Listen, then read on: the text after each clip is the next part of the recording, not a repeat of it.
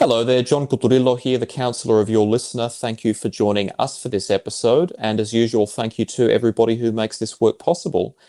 In today's episode, it's my pleasure to introduce Andreea, broadcasting to us from Romania. We're going to be talking about systemic therapy and specific theories within that, like internal family systems therapy. But before we get into it, let's remind our audience that nothing that you find on the internet or in the media is advice. So if you have concerns about yourself or somebody else, please seek advice from a professional, somebody else that you trust. And if you are in Australia and seeking counselling and would like to contact me, please find my contact details in the description of this episode. Andrea, thank you so much for joining us. It's a pleasure to have you today. Thank you for having me. Andrea, you're a therapist. Tell us a bit about yourself and what you do. I practice compassionate inquiry, but I also have training in systemic constellations. I run my online practice in Romania. Excellent. There will be links to your work in the description of this episode if anybody wants to contact Andrea for therapy.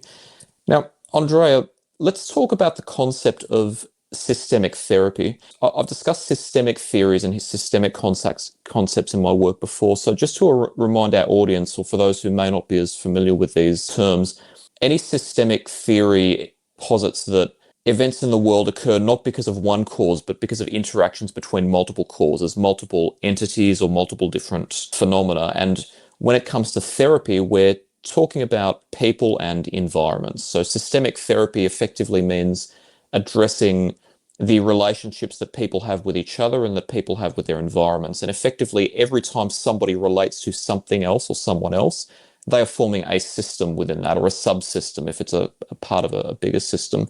So when we're talking about systems, that's effectively what we mean. Tell us about internal family systems and systemic constellations. How do you understand these concepts and what drew you to them?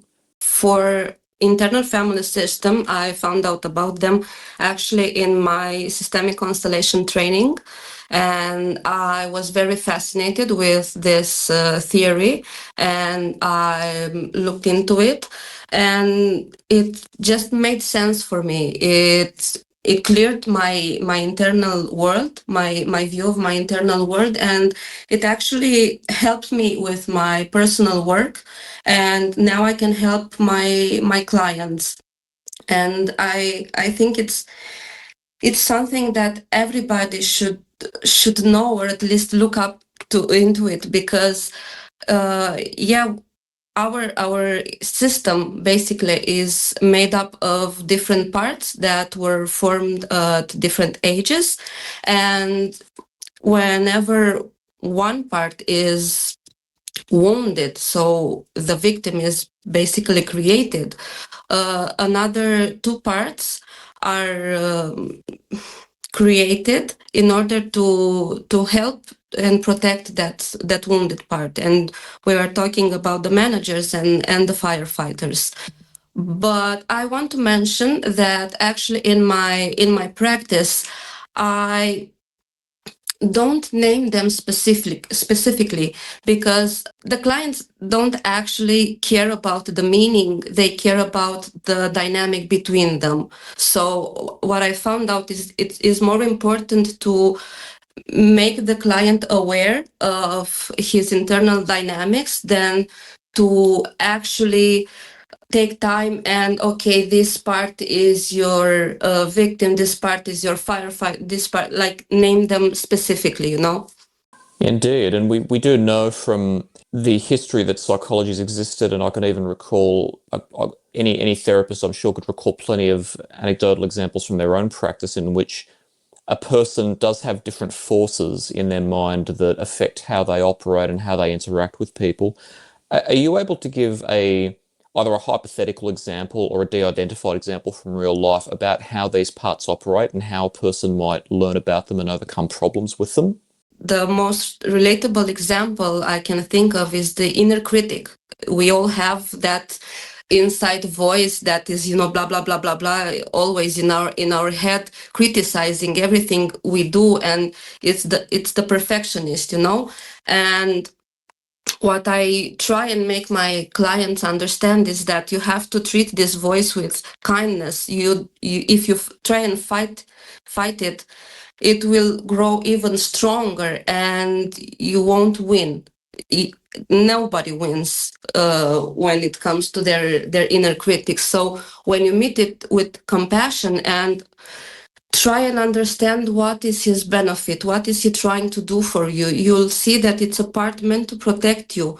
Okay, maybe his means aren't great, and now we have awareness of our inner peace and happy thoughts those happy thoughts, and the inner critic is exactly the opposite of these happy thoughts, and many people feel shame about it, but because they cannot turn it off, because it's not trying to tell you that you're wrong, or that you should do this or you should do that. He's actually trying to protect you, because he thinks that if you won't do these things, then you will get hurt, and he's actually trying to protect you from pain. Indeed, and destructive self-criticism is one of the most common issues with any client that any therapist can face. It's part of our daily work that a client is criticizing themselves to the extent that they're actually causing harm to their operations. So understanding why we criticize is incredibly important. And it's also interesting that even though internal family systems is its own theory of human functioning, it does have parallels, or it does have components in common with other theories of psychotherapy or other theories of how we operate, like something as simple and relatively rudimentary as evolutionary theory, in which we posit that parts of our mind try to protect us from uncomfortable feelings, and sometimes when we try to protect ourselves from uncomfortable feelings, we actually end up making a problem potentially worse. There's a parallel there as well.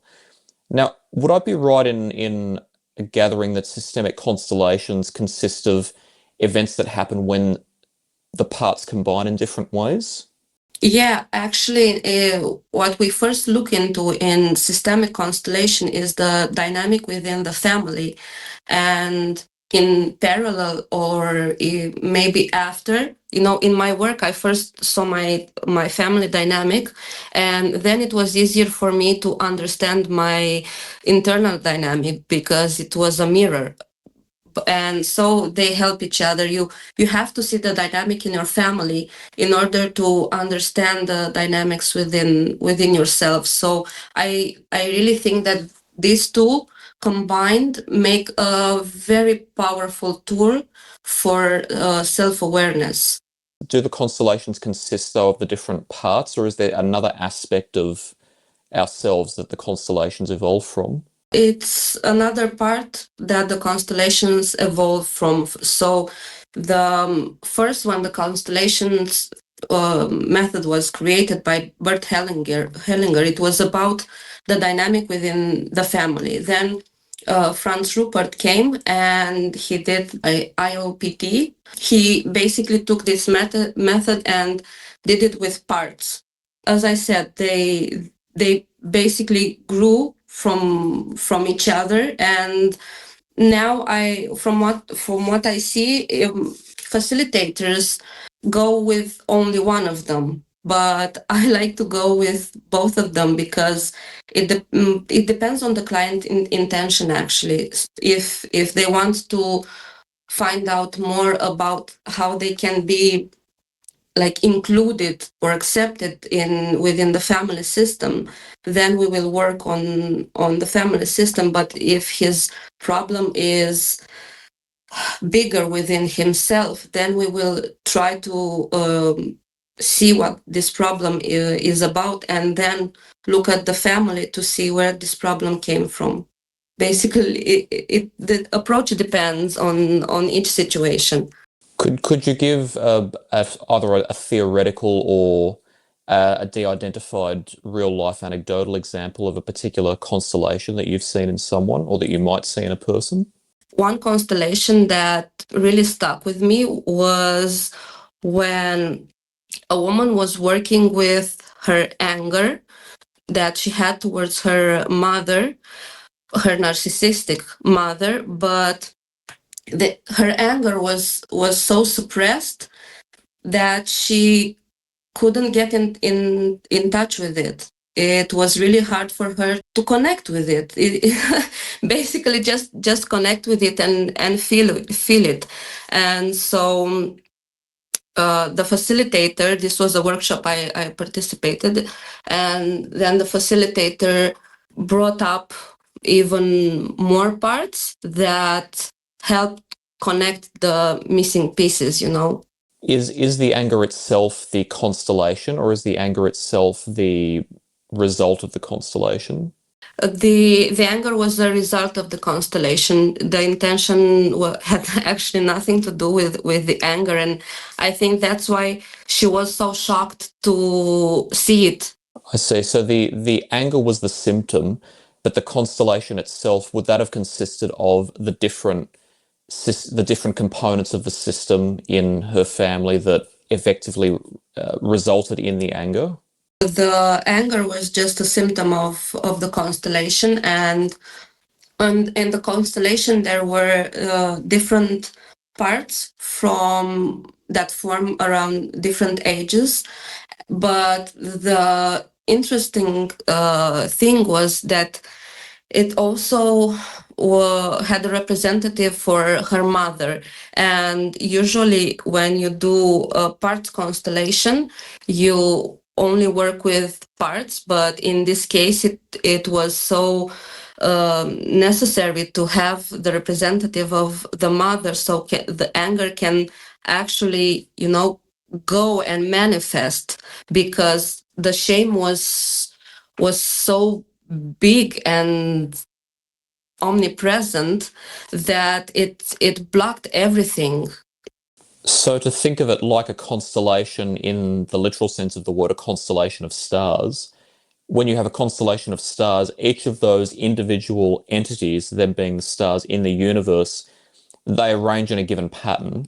And so a family constellation or a systemic constellation is effectively all the different possible influences or events that contribute to how you function, and they arrange themselves in a given pattern. And when they arrange in that given pattern, it produces an outcome. And it's much like building a structure. If you have all the different bricks in the structure packed very tightly together, it becomes so dense that it's impossible to move that structure, so it's impossible to change it. But if you separate those parts of the constellation and understand each of them, then you can much more effectively change them or work with them.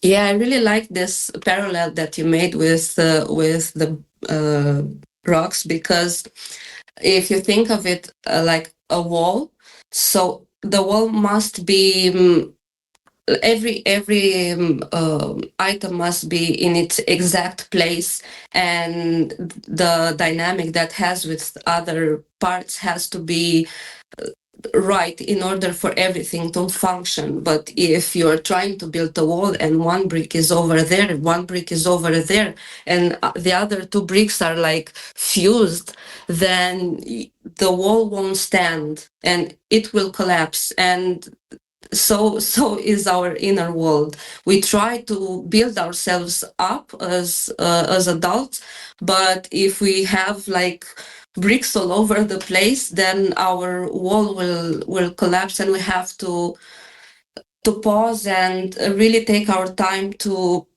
look at the needs of each and every part and integrate it. That was the word I was looking for. Integrate it. Indeed, because even though we are all individual people and we are all unique, we all have a basic set of needs. And if we don't have those needs established and we don't take care of them, then there can be disorder or chaos. So we need to bring order to those parts of ourselves so that they can function as they were intended to. And that can be different for every person, but all of us have some basic needs. We have a need for security. We have a need for relatedness. We have a need to think highly enough of ourselves to have the confidence to do things in the world, like to pursue aspirations and goals and to live our daily lives, which people don't often realize this. And I'm constantly emphasizing people to really consider this in my work, because it's not often taught. But even something as simple as having the confidence to get out of bed every day, if you don't have that basic confidence, then you can very easily learn not to take action, and that can bring on a whole raft of different challenges in life. So having the basic confidence to do even what seems basic on a daily basis is so important. So it's important that people from an early age receive the right messages about life, which help them develop the basic confidence to step out into the world, to do things, to pursue goals, to take risks, responsible risks, and to ultimately live their lives doing things that are worthwhile. And if they don't have that constellation of different needs met solidly, then all sorts of chaos can ensue from that. Yeah, and you know what's the thing that keeps all these needs in order is actually love. Because if you let love flow through you and you really embody that feeling, that greatness of love, you will have your needs met, and you can be present for yourself and for the person in your life. But unfortunately, most of the times, that love connection is broken, and it's not broken like just for us. It was broken for our parents. It was broken for their parents, and maybe sometimes so on and so forth. I could see like generational traumas for 3 to 4 generations, because they knew their history, they knew their country's history, and yeah, it was awful, and it was hard for them to integrate and hold all that pain that it was passed down from generation to generation. But when you let go of that pain, when you integrate, I'm sorry, not let go, when you integrate your pain, because it's not about letting go or of something, it's about witnessing it and allowing it to exist in your life, because you cannot deny it existed. And once you integrate that pain, all these wonderful gifts that the family has for you, they just come to you, and you can feel it's not like a magic change. I don't want to talk about this like, okay, you're going to do one constellation and you're going to figure out some things and then magic things will happen to you. You still have to, do the work and be there for yourself every time you need. You have to take time to understand your dynamic and change it. So it's not magic. I don't want to talk this in terms of magic, but changes do happen, small changes, but they become significant changes in time if you nurture them. Indeed, and I appreciate how you highlighted that all too often love is the factor that is not present and that can be broken easily. I often refer to love as a universal good or a universal truth, because while it's not something to be used indiscriminately, any psychological tool can't be used indiscriminately if we want to use it effectively. We have to know what the utility and the virtue of something is to use it well. But all too often, it's the practice of love in its true sense that solves problems well. And all too often, people don't realize that if everyone synchronized their understanding of that and practiced it in unison, it would be a powerful solver of problems.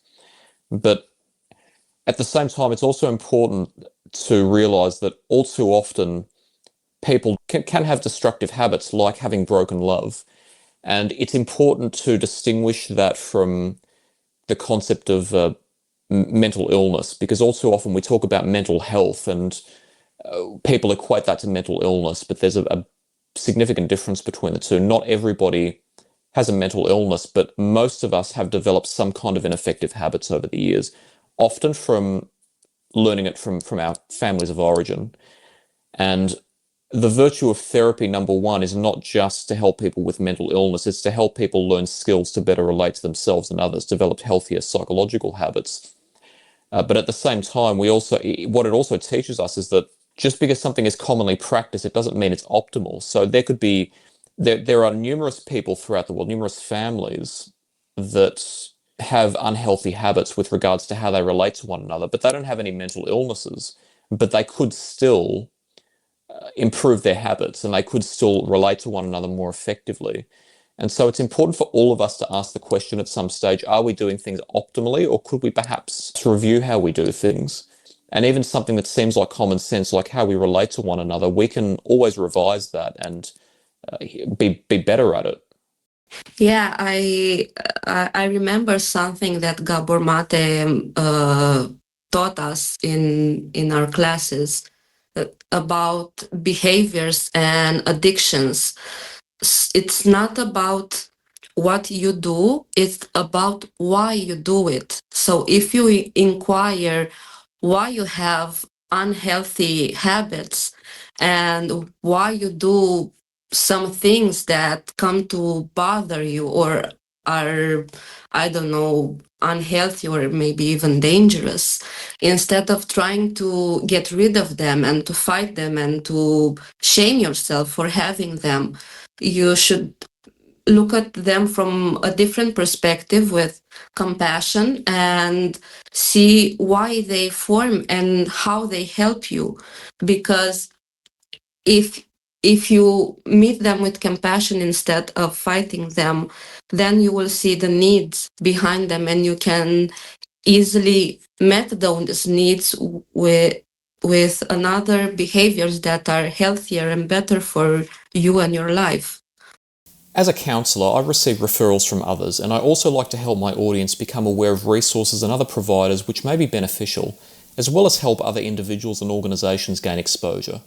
That's why I host the Your Listener Partner Network, and I'd like to thank my partners for their support. Today I'd like to introduce MJC Partners. Operating since 1980, MJC Partners in Dandenong, Victoria provide accounting, bookkeeping, business coaching and finance services, servicing some national and even some international clients. They've been recognised by Business Review Weekly and the Australian Financial Review as one of the top 100 Australian accounting firms several times. Recognising the complexity of tax law, they employ specialist accountants in numerous domains, while also having an extensive referral network of related service providers. Knowing business owners value their time, they may be able to visit clients depending on their location and scheduling. Contact MJC Partners on www.mjcpartners.com.au. Indeed, that's actually an excellent point, and I want to discuss some of the philosophies behind the different theories that inform how we help our clients and how we understand ourselves. And what you just explained was an excellent segue into that, because often what we do and the things we have in the world, like economies, jobs, activities that we do, things that we buy, how we all sorts of components of how we live our lives. Many people treat them as separate phenomena. They treat them as separate parts of our minds.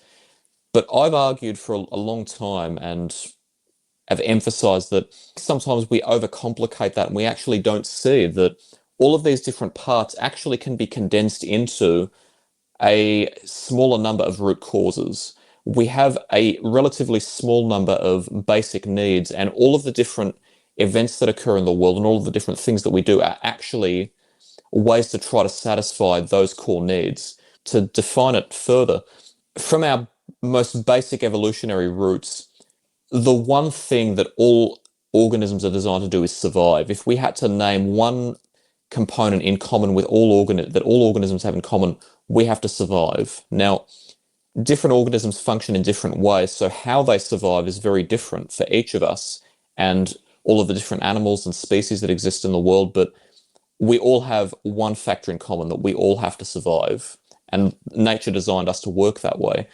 So then we have a number of different needs being born of that. So for human beings, we're social creatures, so we have a number of different things that we have to do to meet that need. We need to eat, we need to drink, so we have different nutritional needs. We need a shelter from the elements because too much of the roughness of nature could easily injure us. So we need to, we need some means of protecting ourselves from natural threats. And we need to be safe from predators as well, not just animals, but also each other, because not everybody has the right intentions. Not everybody respects our right to survive. Now, because we need to do that, it's so big a task that we couldn't do it alone.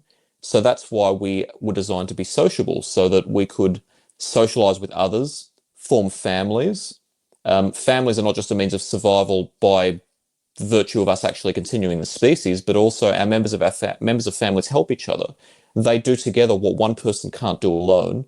And all of these different needs that we are fulfilling through these different activities, more people working together makes it easier to achieve, in fact, possible to achieve at times, than would be possible with just one person.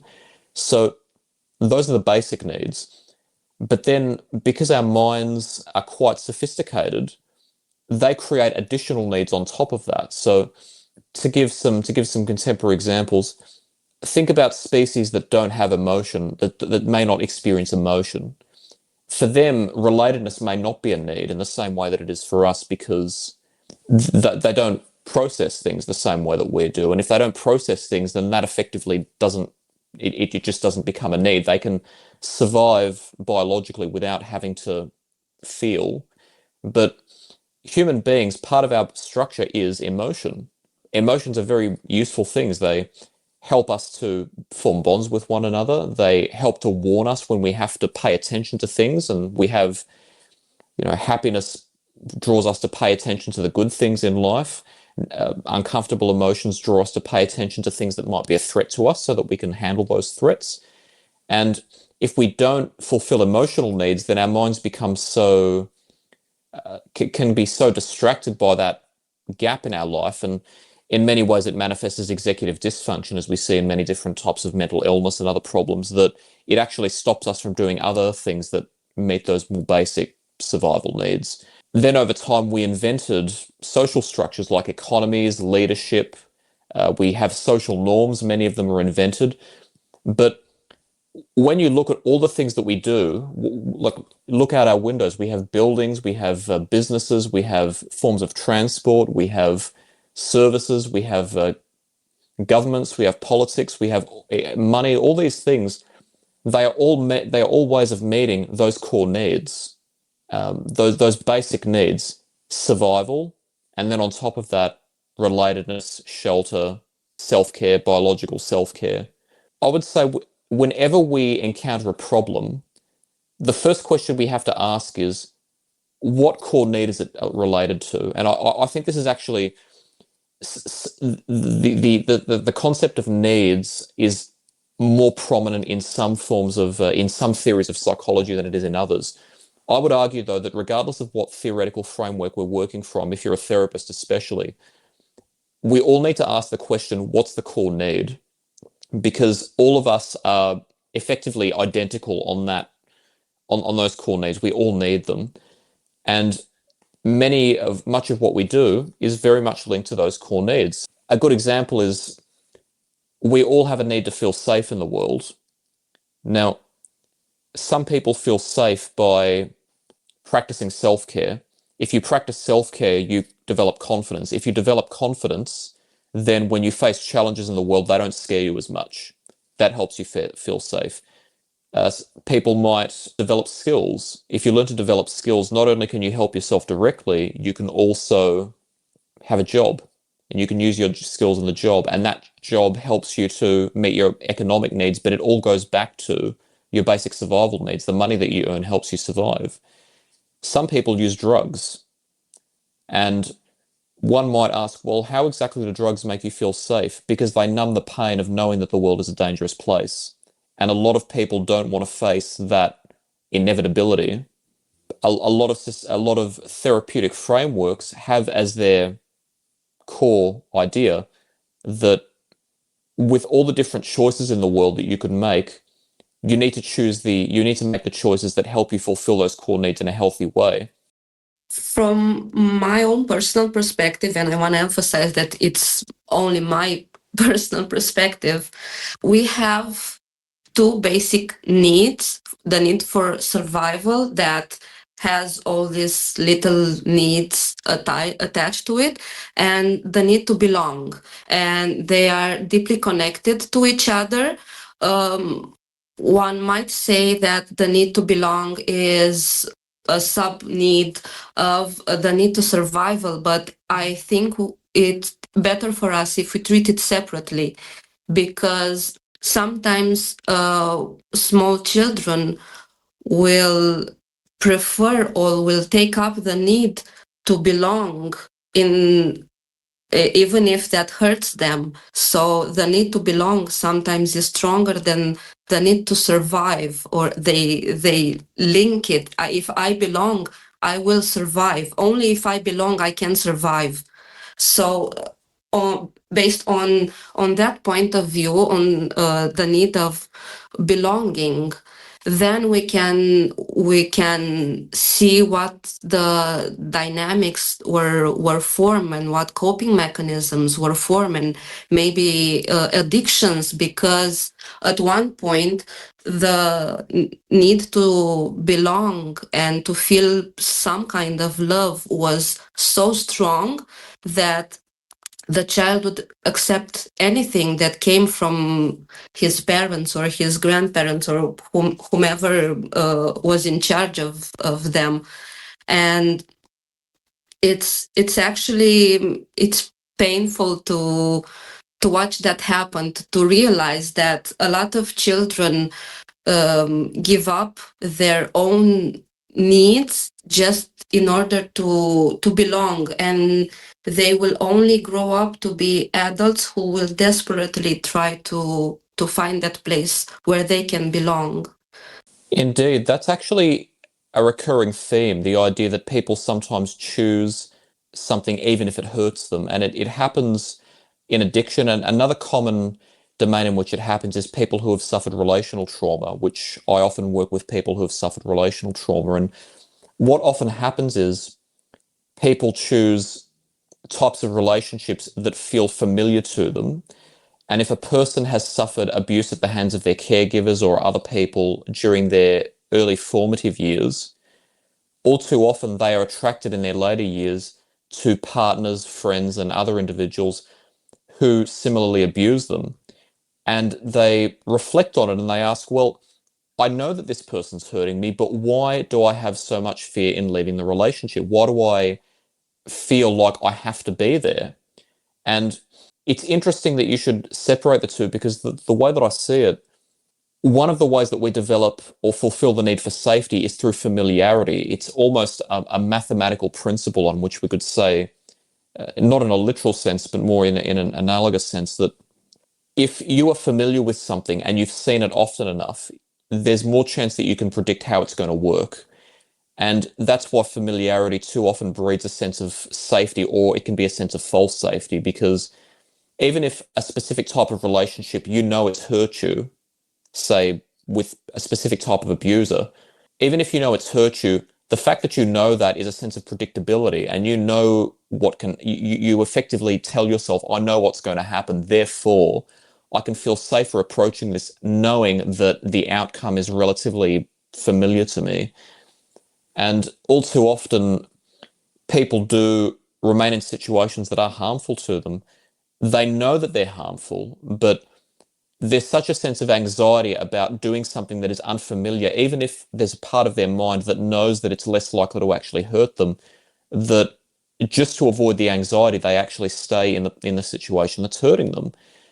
And this is why also it's not helpful to conceptualize every solution to a problem as just a logical black and white game of, well, if this is hurting you, the simplest solution must be to leave.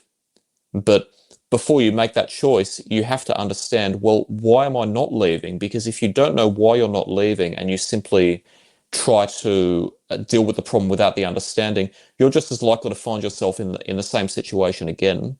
It's interesting that you should conceptualize it that way, because even if children choose belonging, even when it hurts them, it's quite possible that they are still fulfilling the need for safety, because all too often what we see as a threat isn't just what's outside of us, but what's inside of us. And so often there's a line of logic that a young mind has of, if I don't belong, then I won't have anyone around me. If I don't have anyone around me, they may not think about this consciously, but implicitly they know, if I don't have anyone around me, then who's going to support me when challenges come? Or, how am I going to fulfill that need for relatedness, another core need? And so they may choose to belong and associate with friends at school, for example, even though those friends may not necessarily treat them with much respect, or they may not feel very welcome, or even that they may feel welcome, but they know that those friends are going to ask them to do things that they may not think are right. It depends on how you conceptualize it, but if me looking at that, I still see that as part of the same core concept. It's more that the idea of not being related, or the risk of not being related to anyone, is an external threat, but the anxiety that fear induces is an internal threat. And we have just as much of a need to be safe from internal threats as we do from external threats. Another way that often arises is in change and personal responsibility.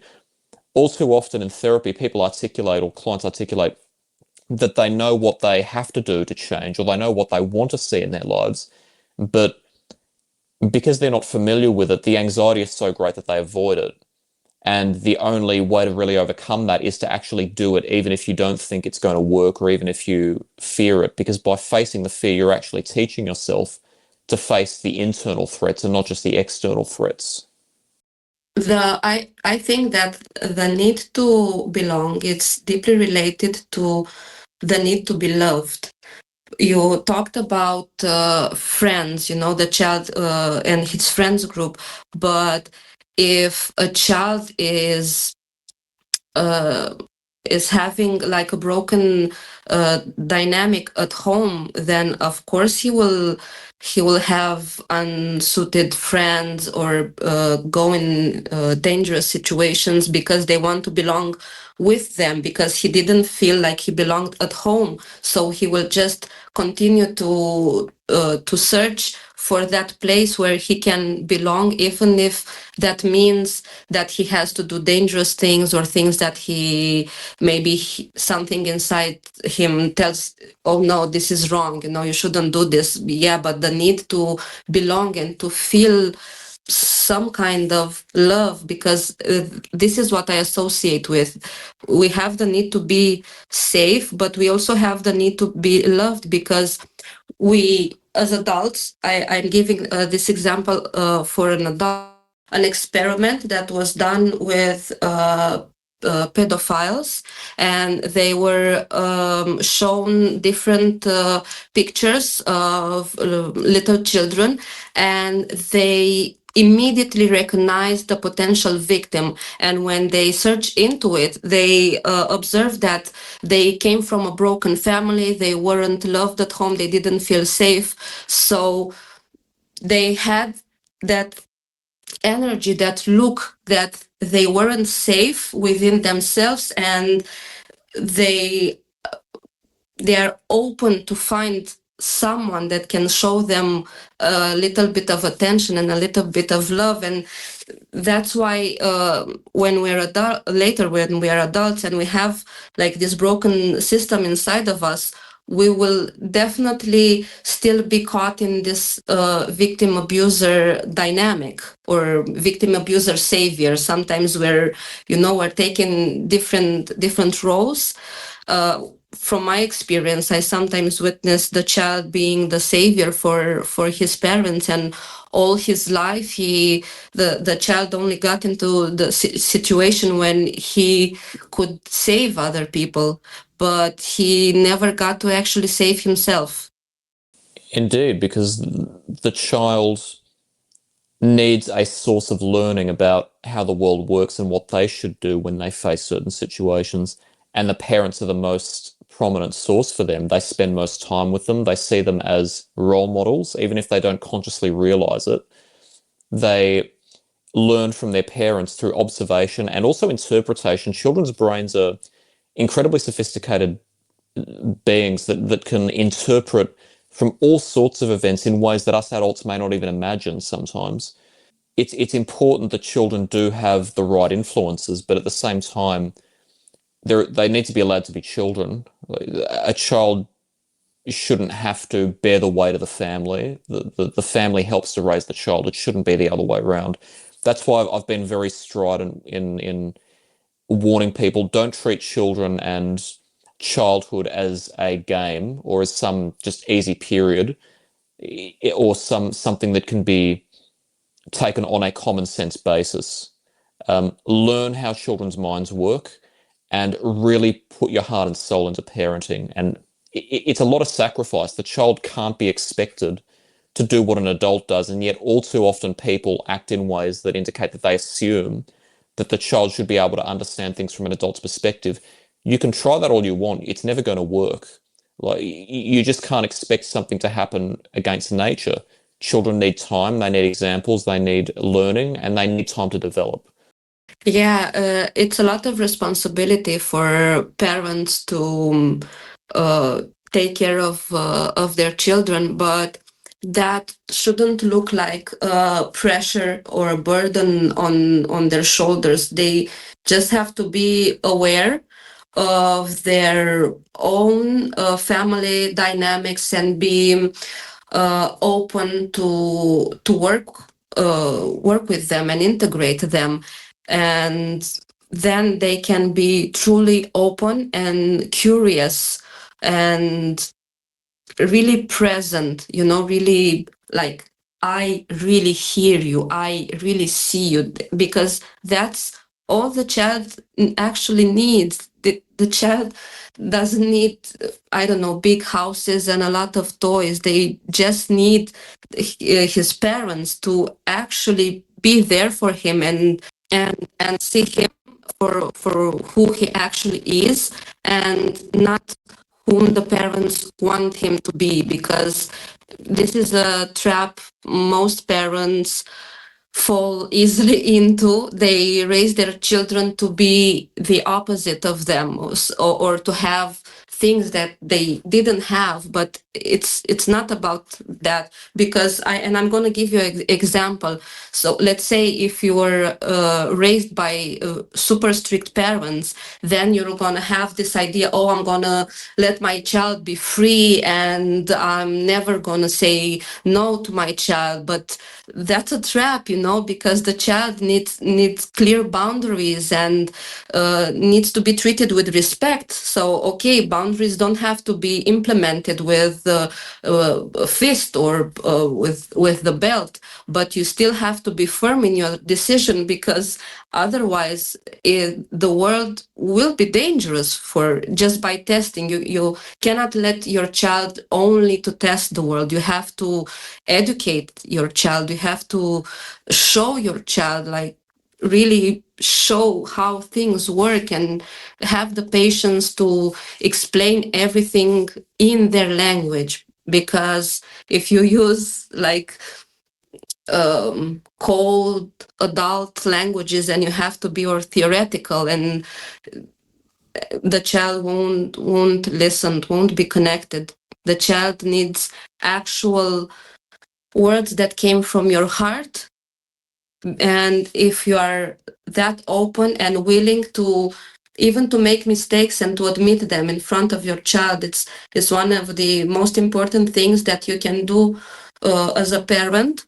You have to admit that you make mistakes as a grown-up and as a parent, and you have to take responsibility for them as well. And I have a daughter, and I always say to her, I may not know exactly what I'm doing, because you are my first child, and I have no experience in this other than my own life as a child. But if I will make a mistake and I will do something wrong and realize it, I will be the first one to come to you and apologize and try to mend things. And this is the best example that I can give to her whenever she messes up, to not be afraid of the mistake and take responsibility for it. Okay, I made a mistake. I'm human. Everybody makes mistakes. I want to see how can I work with it? How can I help mend it? That was beautifully said, and that explanation has importance in this discussion for a number of reasons. Number one, we all too often underestimate just how capable children are in terms of what they understand. In fact, they can understand more of what they absorb before they can actually articulate it and explain it. A lot of people take that for granted and they don't involve their children in learning about life. They say, oh, they'll learn when they're adults, and that's how immaturity happens. Uh, People need to really involve their children in life, and that means going out and, this isn't advice, keep a close eye on your kids, but children used to climb trees, like teach them about trees, teach them. I've had clients before who told me that that their children help them work on the car, and the children love it because it's a fascinating. This massive contraption is fascinating in terms of all its workings. My father was telling me an interesting story just recently. Actually, this I don't even remember this, but it's fortuitous that he told me just the night before we recorded this that when I was a very young child, he was a businessman. And he would come home and he'd be looking through his folder and writing notes. And I would be standing next to him with a piece of paper pretending to be him. And he'd look to me and say, hard deal. And I just look at him and go, yes, Dad. As if I was him, as if I understood what he was. Obviously, I didn't understand, but all too often people underestimate that children want to learn things. So don't set them aside with a device. Get them involved in life. Let them learn things. Teach them things. And not only will they, at the very least, they'll learn to survive more effectively because they'll learn to do things themselves. At the most, they could become innovators or people with massive passions for certain things that they learn in their childhood. Something else that's relevant there is what you just described, people thinking in extremes. For example, if a person has super strict parents, they might think, I have super strict parents, therefore, I do not want my children to feel restricted and abused like I was, so I'll never say no to them, moving from one extreme to the other. And then you have parents who will say, well, nobody disciplines their children anymore, therefore, I'm going to discipline my children to the maximum extent possible. And there's a core need evident in how people work there. Because we need to survive, we need quick answers. That's one of the most common mistakes that humans make. When they face a problem about anything, the first thing the answer they'll choose is the one that arrives quickest.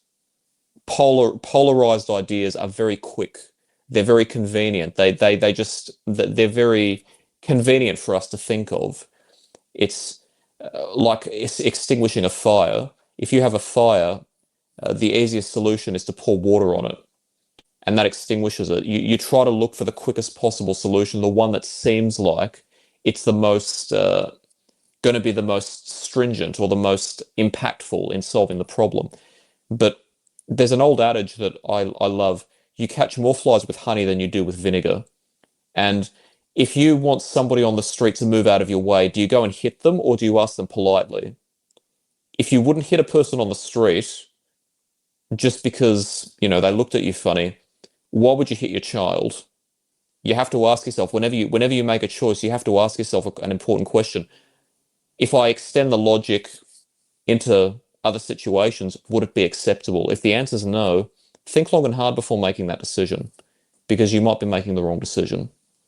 Yeah, I really like what you said. If you wouldn't hit an adult, why would you hit your child? And I think if we asked ourselves this question more, if I don't want to do this to my friend, then why should I do it to my child? Then I think some things will change. Maybe not, everything will change, but definitely our perspective, because parents don't own children. This is the greatest concept that is I see around the world, that if you we have a saying in my language, I made you, I can kill you.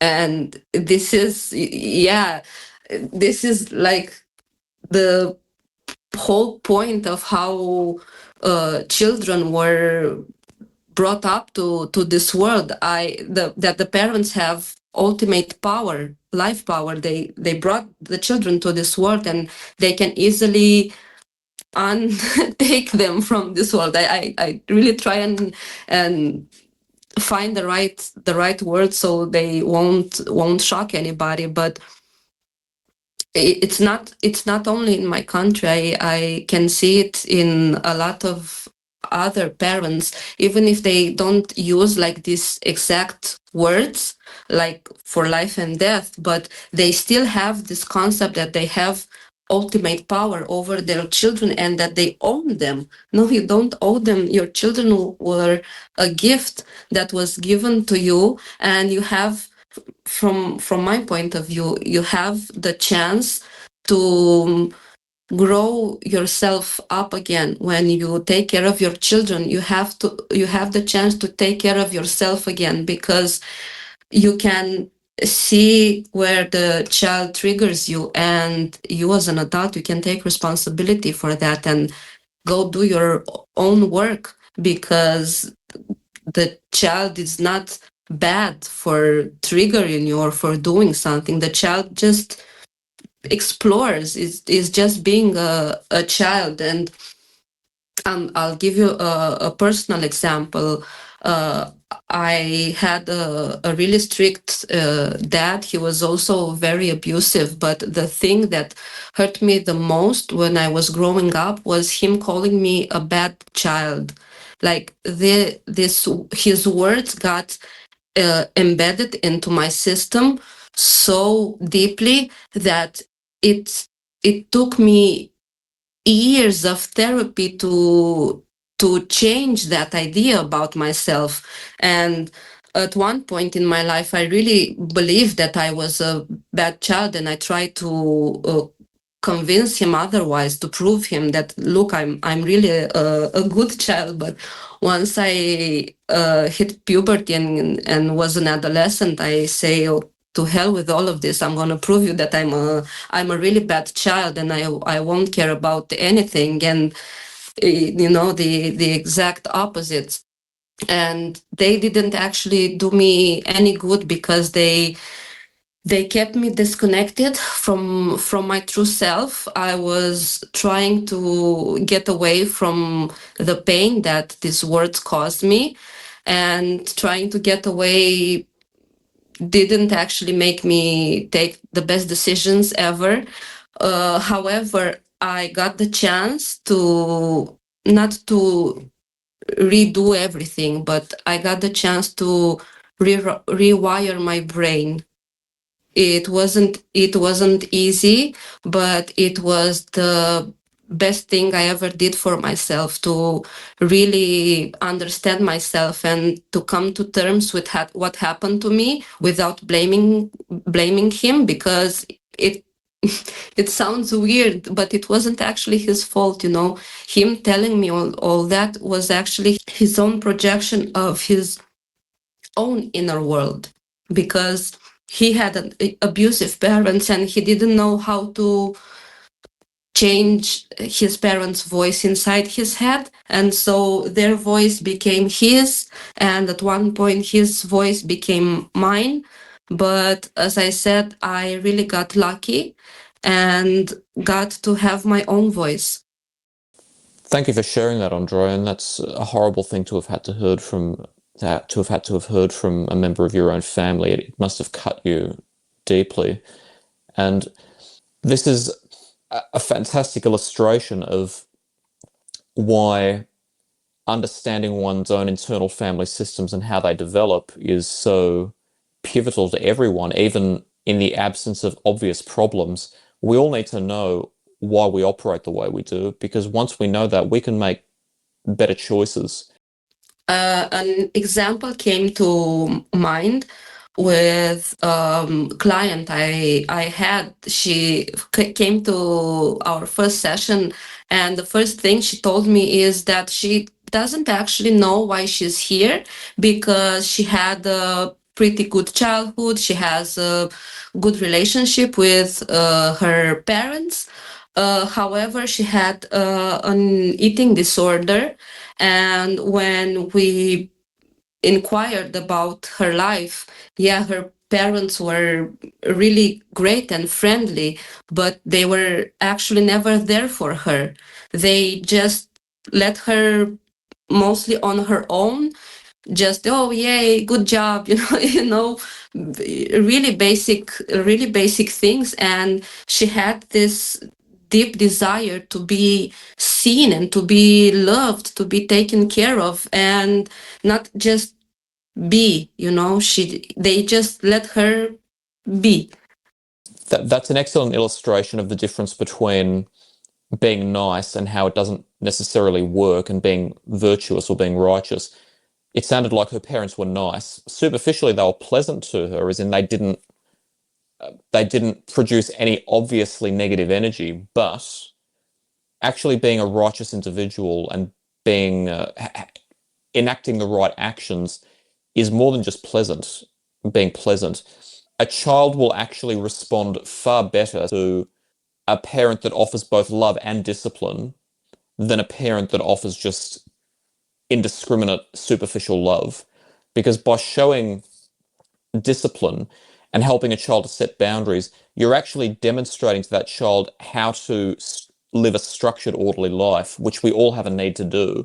And if you do that, but you balance that with the pleasantry, the being loving in a pleasant, more positive way when it's due, the child actually learns that that whole package, that whole experience is actually love. Because real love is being pleasant when it's appropriate to be pleasant, but also showing discipline and showing authority when you need to. And children respond well to that. It can't just be one or the other. It has to be that healthy combination of both. And overall, it has to be for the right reasons. The parent has to make it very obvious to a child who's just learning how the world works. This is for your own good, but it has to be they have to be the right decisions. Because all too often, one of the reasons why it's hard to tell someone what they need to hear, even if they don't want to hear it, is that all too often people are abused by members of their family, partners, and similar. And if the partner's a narcissist and therefore have a very strong need to manipulate others, they might do something that they know the other person is going to interpret as loving but painful, and say, well, this is in your best interest, and the person may not know any better than to accept that. Which is why, this is one of the reasons why psychotherapy, people need to understand, it can be dangerous when it's misused, because you need to make sure that any advice that you're giving your client, when it's unpleasant to hear, like telling a client, for example, when they're ruminating or when they're perhaps self-sabotaging, it has to be very, very finely discerned, because that person could just as easily fall back into a cycle of thinking that self-loathing and self-shaming is the way forward. Yeah, a thing that caught my attention, what you said, is about psychotherapists giving advices. And from my experience with compassionate inquiry, is that this method is so well adjusted, is that we as therapists don't have to actually give any advice. We just have to ask the right questions, and the parts will give the answer. And when you have the answer within yourself, it's easier to understand it and to accept it. Because if I'm gonna, let's give you an example. If I'm going to stay on my high horse as a well-read therapist and say to my clients, you should do this, you should do that, because of my experience and all of the things that I read, and they're not ready, they will literally not hear me. They will just block everything out, or they will try to fight with my ideas. But if you meet them with compassion and let them discover, because the answer is actually within themselves. The wounded parts have the answers. The answers usually are what needs were unmet, and most importantly, how can you meet them? Because when you work with parts, you also work with your inner self, which is more than your consciousness, is something bigger than ourselves. I don't want to get all spiritual, but I really think that it's important to view this inner self as something bigger and that sometimes work independently. So to say, our soul, maybe it. I think it just depends on what your perspective is, because same thing has different meanings in different theories, but we mostly are referring to the same thing.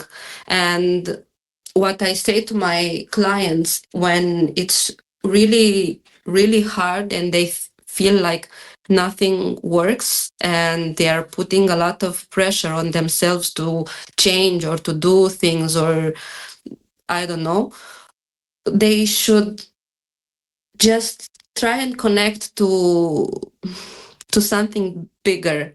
And even if you call it God or the universe or Allah or Buddha or whatever, it doesn't matter, because when you connect to that higher presence, you are humble enough to admit that you're not alone and you need help, and maybe you haven't found the right people to help you so far, but giving your trusting your life, not giving your life, but trusting your life to this higher presence, and with the hope that everything, no, with the knowledge that everything is going to be okay. And I remember something that Gabor Mate said is, how do you hold a small child when the child is distressed and crying? You're holding him with the knowledge that it's going to be okay, that the child will pass through this, his pain will go away, his sorrow will eventually go away if he is held. Of course, it's not going to go away on his own. So we're only speaking in terms of connection with the parent. But if you hold your child with that absolute knowledge that it's going to be okay, then it's actually going to be okay. You know, the child will feel that energy and your calm present, because this is where the calm present comes from that knowledge that it's gonna be okay. And we need to have the connection with humans, but we also need to have that connection with the higher self, no matter how we name them, no matter of the religion we're in, or we can form our own point of view. But if we look around us, you can actually feel and see that bigger energy, and you can feel its love. Because I think, and again, this is only my personal perspective, that love I was talking about earlier, it comes from that energy. We cannot, so we are born with that love and we have to nurture it, but that true love, that essence of love, doesn't come from humans. We are born with it from this presence. That's a wonderful parting thought, Andrea. Thank you so much for joining us today. It's been a pleasure to have you. Thank you. It's been a pleasure being here, and we had a wonderful talk. I very much enjoyed it as well. And to our audience, thank you so much for joining us today. As per usual, if you have concerns about yourself or somebody else, please seek advice from a professional or somebody else that you trust. Andrea's links will be in the description of this episode if you'd like to contact her for therapeutic reasons. If you are in Australia and want to seek counselling from me, my details are in the description of this episode. And if you have any feedback to give about the program, or if you'd like to be a guest, or if you would like to suggest a topic for discussion, whatever you may have on your mind, whoever you may be, please contact me. I absolutely love to hear from my audience. And until next time, everyone, take care.